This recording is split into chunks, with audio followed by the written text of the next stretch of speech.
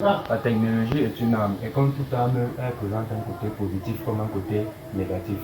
Malheureusement pour nous en Afrique, nous nous servons plus du côté négatif que du côté positif et cela tend toujours à nous abrutir. Aujourd'hui, nous allons voir plusieurs exemples qui montrent comment une arme, qu'elle soit bonne ou pas, entre des mauvaises mains, contribue seulement à faire empirer la situation, contribue seulement à faire en sorte que nous, en Afrique, nous continuons seulement à descendre.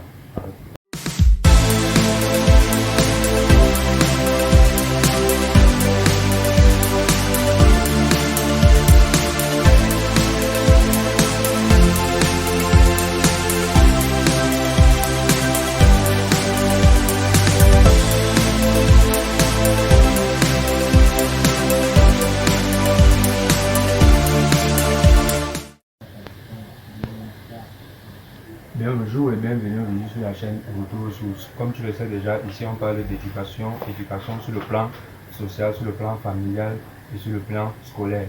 Et aujourd'hui encore nous allons aborder une nouvelle thématique. Mais avant de continuer la vidéo, j'aimerais dire merci à tous ceux-là qui prennent le temps et qui prennent la peine de continuer à regarder des vidéos et qui m'apportent un résultat, qui m'apportent des modifications par rapport à ces vidéos. Je vous dis merci et merci pour vos encouragements et je vous demande massivement de continuer à regarder et de partager le contenu si cela vous intéresse. Vous êtes sur la chaîne Retour aux sources. Sans plus tarder, aujourd'hui nous allons parler de l'éducation, encore une fois de plus, l'éducation sur le plan social, comme vous le connaissez déjà. Parce que pour moi, toujours, comme je l'ai toujours dit, si un pays n'est pas bien éduqué, sa population tend à sa perte. Et l'éducation, c'est pas seulement d'aller à l'école, mais c'est aussi d'apprendre les codes de la vie, les connaissances de la vie. Codes de la vie qu'aujourd'hui beaucoup de jeunesse ont perdu, nos jeunes de la jeunesse ont perdu ces codes de la vie là. À l'origine des réseaux sociaux, pour tous ceux qui l'ont inventé, c'était dans un but de pouvoir partager et de s'échanger les informations pertinentes entre personnes se trouvant à des distances très éloignées et très séparées. Et aujourd'hui encore, tous ceux-là qui ont créé ces réseaux sociaux l'utilisent énormément dans le but de faire promouvoir leur business et d'enrichir leur portefeuille. À contrario, ici, nous, en Afrique, nous utilisons ces réseaux sociaux pour pouvoir faire chuter notre taux de connaissance, pour faire pouvoir chuter notre taux d'intellect. Les réseaux sociaux, vous les connaissez notamment tous, à savoir TikTok, Facebook, Instagram et j'en passe. Comme premier exemple, nous allons prendre l'exemple de TikTok. TikTok, c'est un réseau social où aujourd'hui, beaucoup de personnes et beaucoup de filles passent le temps à suivre ce qu'on appelle chez nous, entre guillemets, aujourd'hui, les influenceurs ou les influenceuses ou les vendeuses de piments, comme certains appellent, qui passent le temps à promouvoir la nudité sur les réseaux sociaux. Et beaucoup de filles aujourd'hui, entre guillemets, utilisent aussi cette image-là, cette façon de faire-là pour leur ressembler et font aussi ce qu'il faut pour pouvoir avoir tout ce qui, avoir ses vidéos, ses vues et ses abonnés. Et cela passe par montrer tout leur corps et extrêmement beaucoup de mauvaises choses sur ce réseau-là. Quand vous allez là-bas, vous n'allez pratiquement voir aucune vidéo où vous voyez ces personnes-là qui sont en train de faire quelque chose qui tend à contribuer ou à apporter un plus à leur valeur, qui tendent plutôt à se rabaisser. Si vous ne connaissez pas déjà, vous, parents qui me regardez aujourd'hui, vos futurs parents, votre enfant peut être chez vous et il est très célèbre, en nudité bien sûr, sans que vous le connaissiez. Très célèbre. Nous allons voir Instagram. Instagram aujourd'hui qui est un réseau où les gens passent le temps à promouvoir une vie qui n'est pas la leur. Photos bien sapées, bien parfumées, bien coiffées. Et cela nous montre évidemment les conséquences de cela dans nos écoles. Vous allez voir, chacun tente toujours aujourd'hui à présenter une image qui n'est pas son image, qui n'est pas la sienne. Et cela fait en sorte que lorsqu'on finit l'école ou lorsqu'on se retrouve dans des milieux où il faut se battre et se batailler pour pouvoir avoir un petit gain, pour pouvoir manger ce soir à la maison, beaucoup de personnes hésitent. Du simple fait des images qu'ils ont passé le temps à propager sur les réseaux sociaux, notamment Instagram. Images qui ne vont suivre, vous allez tout de suite voir les images et tout ce qui passe sur TikTok, Instagram à longueur de journée.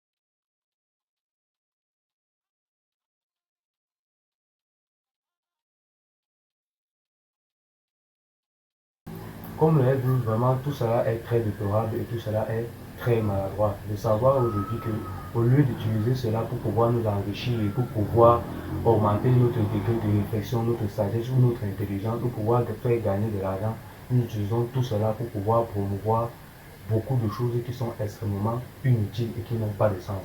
Nous regardons encore aujourd'hui Facebook. Facebook aussi sur lequel les gens passent le temps à promouvoir extrêmement des contenus vraiment qui sont, je ne sais pas comment je peux utiliser le terme, qui sont très déplorables. Oui, nous postons, mais il faut qu'on se pose la question de savoir à un certain niveau qu'est-ce que nous postons et pourquoi nous postons. Aujourd'hui, nous n'avons pas de frein. Nous filmons tout, même ce qu'il ne faut pas filmer. Tout ce qui est aberrant, tout ce qui est vraiment inutile, nous continuons à filmer et nous continuons à promouvoir pour dire il faut que les gens sachent. Alors que ce n'est pas tout que nous devons être au courant, ce n'est pas tout que nous devons savoir. Les enfants qui se font violer, les enfants qui se font massacrer, les gens filment pour envoyer. Vous-même, imaginez si c'était votre enfant qui était en train de se faire filmer dans ce genre de posture. Qu'allez-vous faire? Ou qu'allez-vous dire? Aujourd'hui, quand vous regardez, vous allez sur les chaînes de ces nombreuses personnes qui sont dites influenceuses ou influenceurs, vous allez voir comment, quand il lance sa chaîne, en moins de 2 semaines, 2 jours, il a extrêmement de vues, extrêmement des abonnés. Mais lorsque vous allez voir les chaînes de ceux-là qui sont en train de faire voilà un contenu qui nécessite de l'intelligence et de la réflexion, c'est à peine, même si en 2 ans ou en 3 ans, leur contenu essaie de se faire est promulgué par YouTube. Mais quand vous allez voir, lorsque c'est tout ce qui est inutile, suivez un peu l'exercice des Africains sur Internet, lorsque c'est tout ce qui est inutile, lorsque c'est tout ce qui est non-sens, lorsque c'est tout ce qui prévaut ce qui est mauvais, donc ils sont là sur ça en masse et en vague. Mais lorsque c'est tout ce qui permet de pouvoir s'enrichir, enrichir son cerveau, ils sont là, ils sont quasiment absents. Je fais dans l'informatique, j'ai été choqué quand tu pars dans plusieurs communautés de développeurs ou dans plusieurs communautés de ceux-là qui promouvoient les connaissances, c'est à peine si tu trouves des Africains. Les Africains sont absents dans tout ce qui est travail, dans tout ce qui contribue à l'évolution du monde, ils sont absents. Lorsque vous voyez un enfant qui s'élève du lit et passe le temps à regarder TikTok, il peut regarder pendant 5 heures de temps, ne même pas se rendre compte qu'il va bientôt arriver à l'école en retard, ne même pas se rendre compte que là où il est là, il s'est fait déjà tard. Et il va continuer comme ça à regarder. Et avec ça, on se pose la question de savoir où allons-nous. Moi, je voyais une vidéo dans laquelle un pasteur disait récemment qu'à l'époque, pasteur Marcelo, il disait récemment qu'à l'époque, beaucoup de jeunes, beaucoup d'hommes étaient déjà très vaillants à un certain âge. 17 ans, 18 ans pour la plupart d'entre eux, sortaient déjà de chez eux, allaient déjà travailler pour ramener quelque chose à manger à la maison et pour se marier. Aujourd'hui, nous voyons, lorsque quelqu'un se lève le matin et qu'il passe, il a son téléphone à la main et qu'il passe le temps, 5 heures de temps, 8 heures de temps sur TikTok, Instagram et consorts.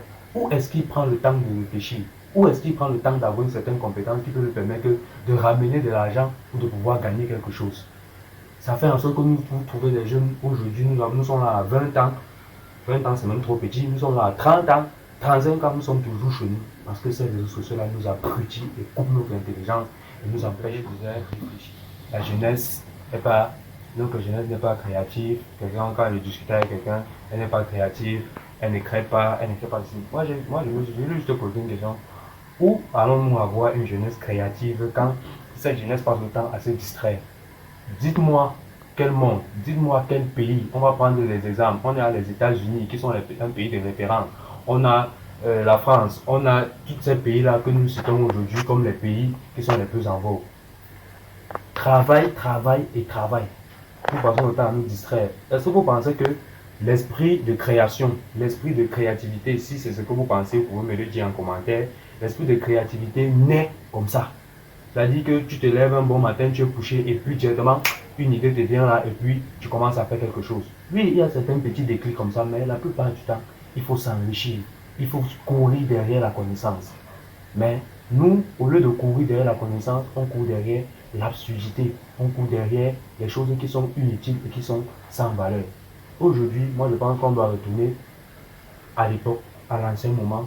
Justement, c'est pour ça que cette chaîne s'appelle Retour Source, où les parents avaient encore un regard sur ce que leurs enfants consommaient, où les parents avaient encore un regard sur ce que tel ou tel enfant regardait.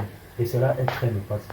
Aujourd'hui, il faut qu'on essaie de prendre, ça sera notamment le sujet peut-être de la prochaine vidéo, où je donnerai des astuces ici aux parents ou à vos futurs parents qui nous regardez de comment vous pouvez essayer de reprendre encore le contrôle sur ce genre d'activité. Ce que vos parents, ce que vos enfants regardent.